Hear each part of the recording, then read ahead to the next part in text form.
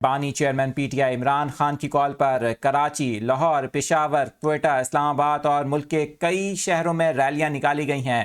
لاہور عمران خان کے نعروں سے گونج اٹھا ہے۔ آپ کو یہ مناظر بھی دکھا رہے ہیں۔ آپ کو بتائیں کہ کراچی میں ناخوشگوار صورتحال ہے، جبکہ راولپنڈی سے بھی کئی کارکنان کو گرفتار کیا گیا ہے۔ پشاور میں ریلی کو روک دیا گیا۔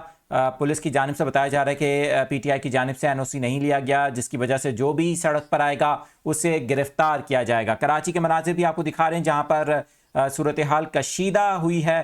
3 تلوار پر پی ٹی آئی کے متعدد کارکنان کو گرفتار کیا گیا ہے۔ بتایا جا رہا ہے کہ 50 کے قریب کارکنان حراست میں لیے گئے ہیں۔ پولیس کی جانب سے آنسو گیس کی شیلنگ کی گئی، واٹر کینن کا استعمال کیا گیا ان کارکنان کو منتشر کرنے کے لیے وہاں سے۔ یہ صورتحال ہے کراچی کی، جبکہ لاہور میں بانی چیئرمین عمران خان کے نعرے گونجتے رہے۔